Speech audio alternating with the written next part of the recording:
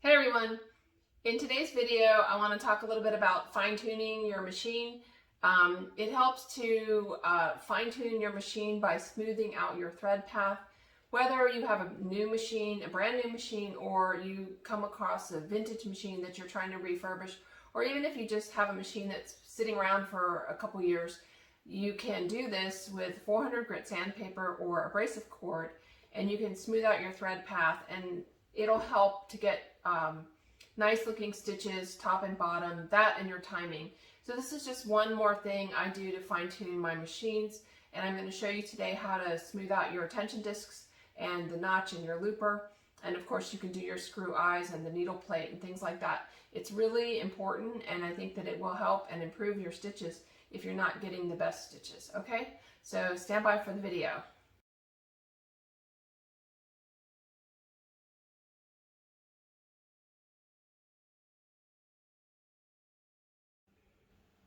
Hey guys, so I'm downstairs in my basement and I want to do a quick video about fine-tuning your tension discs. That's what this is. Okay, so I've unscrewed this nut and I've taken this entire tension thing off. It had these tension discs were on this pin and the spring and then the nut that you use at the end to adjust the tension. So I unscrewed this nut and I unscrewed the entire thing. And what I'm going to do now is I'm just going to show you how I'm going to fine tune, because if you feel it or you pull some thread across this, your thread will pass this area here as it's going around the pin. And if this is rough, it may be affecting your thread.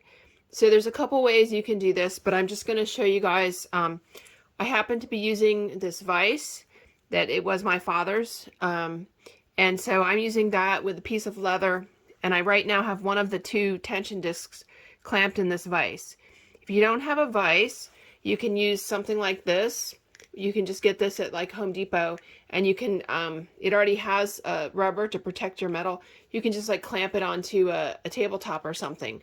And if you don't want to use this, you can use a good old-fashioned C-clamp. This is a cute little one. Or you can use a bigger C-clamp, and you can clamp it onto the edge of a table, and you can clamp it on, you know, like with the part you want to work on sticking off the edge of the table. So those are a few ways to hold your work. It makes it much easier. Then I have, I'm using Mitchell's Abrasive Cords. I also do things, where did that go? It was right here a second ago. Oh, here. I have a strip of, sandpaper. I think this is 400 grit, and I put some blue tape on the back to make it a little stronger. I recently got this Mitchell's Abrasive Cord, and I have found that this is actually really nice. It doesn't last very long. The grit I think is like 80 to 120, and it comes in different sizes. It's called Mitchell's Abrasive Cords. You can order it directly from the company, or you can also get it on Amazon. So I think these are 12-foot rolls, and you can look inside and you can see that I got different sizes. So with the tension disc that I have in, I just put the cord in and I hold one in and I just go back and forth, and it will smooth it out. So that's one way to do it. Or you can take the little thin strip of sandpaper that you have, and you can run it back and forth against the area that you're trying to smooth. And so I'm doing each side of this tension disc. Okay, so but I'm going to stop that and show you what I'm going to do for the other part. But I would want to finish this off with the sandpaper, and then I want to drag some thread. I want to like take a piece of thread and hold each end and drag my thread across the part to verify that there's no snagging or anything. So I'm going to take this, and I know that the thread goes around this pin, and it also goes around this shaft. This is one that has a hole drilled in it, and some people say you can pass the thread through the hole, and then it goes definitely through the tension discs. I just never bothered to do that. So I'm going to take my piece of leather, and I'm going to put this into my vise. And like I said, you can use a C-clamp or anything else that you want. Make sure it's clamped. Vices do come in handy. It's like an extra set of hands. And I'm going to take my strip, and I'm just going to do this. And I'm going to make sure that everything the thread touches is completely smooth. And you also need to do this for your screw eyes, any place that the thread touches. I can see my blue tape is peeling off, but that only makes it stronger. And then I'm also going to do this little pin here, because that's also something that the thread touches. Oops, so I just broke my paper. So now I've got a little piece of paper. So this is what will really help you to get nice stitches, oops, without any fraying at all. And I did buy some of this tape in a flat tape. I don't think I have it down here right now, but I did get like an assortment of sizes, and you can get a flat tape as well. That's all you have to do is just rub it across and make sure that everything is smooth, and then it won't snag your thread. And I'm going to do both of my tension discs. So this cord you can also stick up the bottom of the looper, and you can stick it into the notch, and you can get, you know, like I said, you can get the different sizes. I've resisted buying this cord for a long time because I just thought, oh, I'll just cut lots of strips of sandpaper. I can tell you that this was worth every penny because it's so much faster, and it doesn't break because it's pretty strong. So I definitely like this cord, but this is what I'm talking about, this like little fine tuning. And if you have a vintage machine, you really do need to do this because it's been sitting around and it got rusty and crusty, and it's going to snag your thread too. So this is just part of the things that will really help you to get a better looking stitch out of your machine. And don't think that you'll get away with not doing it, because you just won't get a good stitch. And if you're going to use the silk rayon floss, this is really going to help you a lot. Whether it's a brand new machine or an old machine, you're going to want to do this.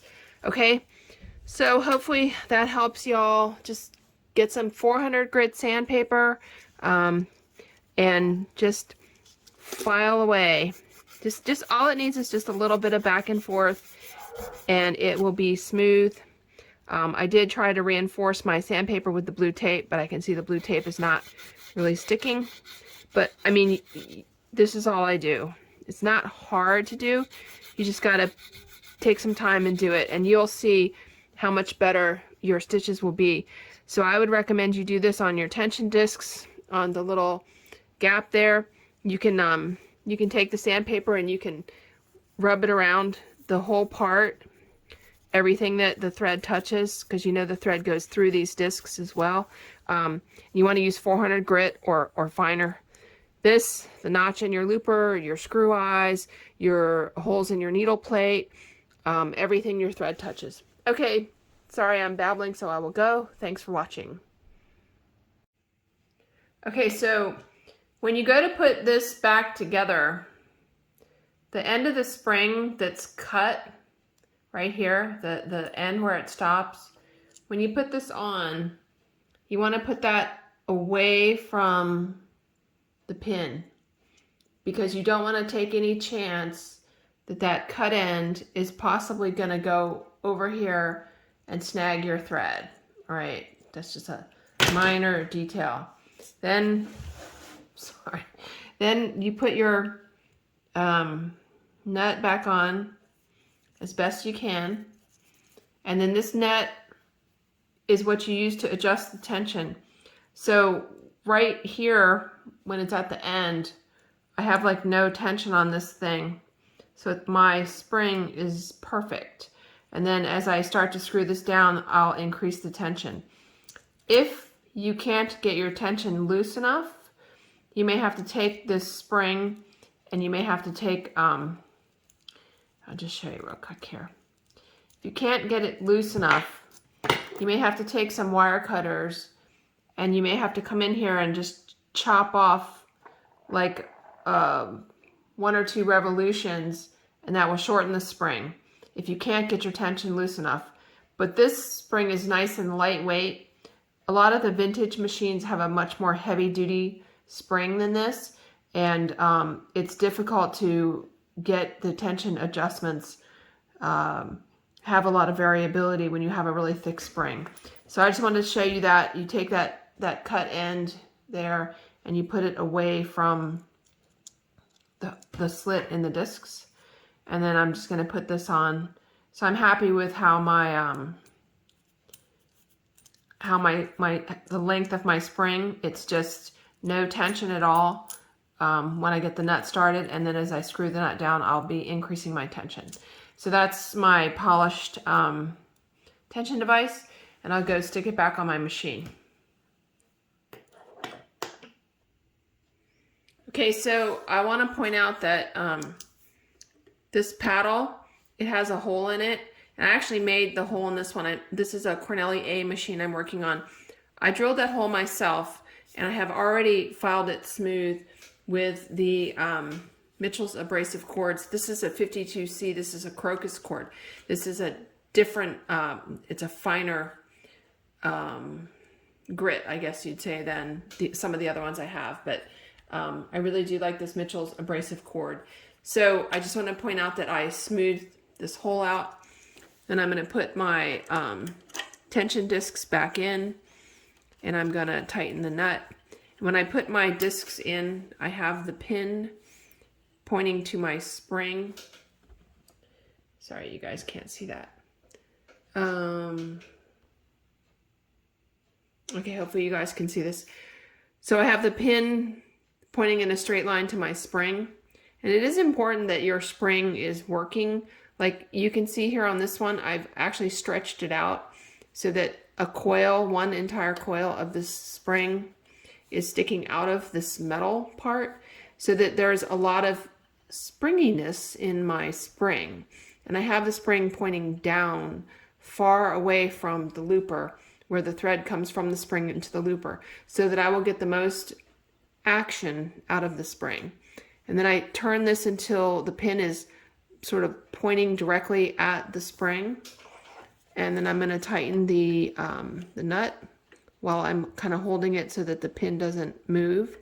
So I just tighten the nut. That's all you got to do. And then the next thing that I'm just going to talk about real quick is you can take this abrasive cord, and it comes in different sizes. This one is new, so I haven't opened it yet. I got to pull out. They put a staple in it. You take it and you can stick it up the looper here, and then you can pull it into the notch from the top side. I'll show you that real quick here. But you can definitely stick it up your looper, and you can file that. And then you need to file or I guess smooth your screw eyes, everything that you can with this cord, which comes in all different sizes. It's wonderful. Hang on and I'll show you the notch. Okay, so while we're here, you guys got to get familiar with your machines. This right here is what you unscrew to get your needle plate off. You always want to use your fingers. Someone has obviously used pliers on this in the past, but this is what you unscrew right here. It's directly behind your looper. That's how you take off your needle plate. You guys really need to get comfortable with unscrewing things on your machine. This right here is how you time your machine.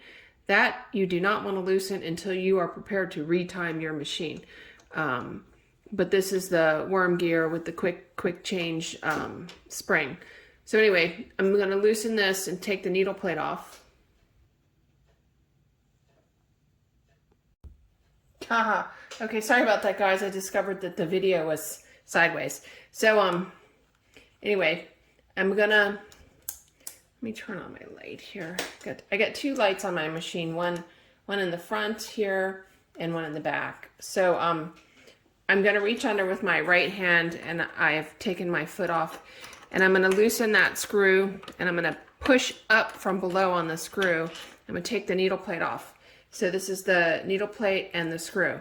And then I have already gone in here, and I usually use the large hole. I've already smoothed that hole with the cord by clamping this on the table and putting the cord through and pulling the cord back and forth. Okay. So then the next thing you're going to want to do, sorry, that was oily, is you're going to pull out some of this. I was cutting pieces off, but I found it's just as easy to leave this on and use this as a handle. So you're going to take some of it off, and I'm going to reach under, and I'm going to stick it up the looper so you can see it just came out, and then I'm going to turn my notch around to me, and I'm going to try to get it into the notch. If you can't, you're going to have to stick it into the notch from above or below. And you may have to take scissors and you may have to cut that to be a point. Okay, not those.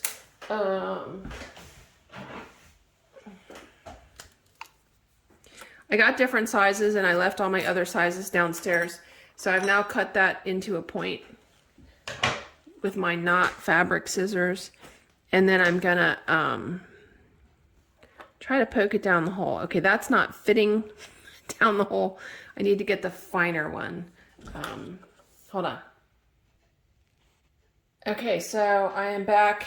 Now I've got the 54 cord, and it is finer. So I'm gonna pull a piece off, and I'm gonna stick it down from the top. I'm going to have to cut that into a point. Okay, so I cut that into a point, and I'm going to poke it down the notch, hopefully. If you can't get this to work, you can always take your looper out, but I'm trying to do this.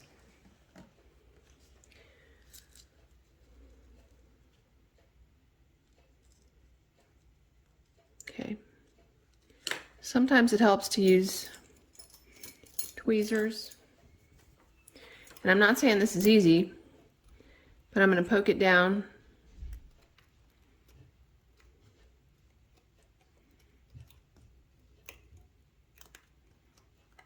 Till I can get it to come.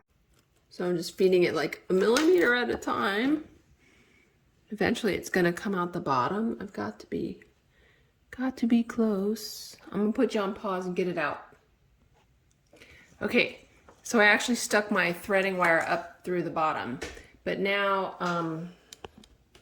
now I have my you guys can see that. Hang on, sorry. I have my abrasive thread coming out the notch in my looper, and I'm holding it out the bottom with my one hand, and I'm gonna just go up and down. So what I have found out with this abrasive thread, it's like got a coating on it. Sorry, you're wiggling because I have the cord on the phone. It has a abrasive coating on it, but the coating comes off really quickly. It doesn't last very long. So it gets to be like a fine and finer grit very quickly. As you can see, I've already gone through like a foot of this cord. Oops, I came out of my notch. So you just do this back and forth on the notch, and that's how you can smooth out your notch and get any rough spots out of your notch, and you don't have to take it out of your machine. Otherwise, you can take the looper out of your machine if you want. But this is a new looper that I put on. It's a Mauser part, and I did install it in this machine. It's working good and everything, but I just wanted to show you how you can smooth out your looper. And this is with Mitchell's Abrasive Cord number 54 that I got down my notch. So that's how you do that. And then I'm going to vacuum this stuff up and oil my machine really good. And then hopefully I won't have any snagging of my thread.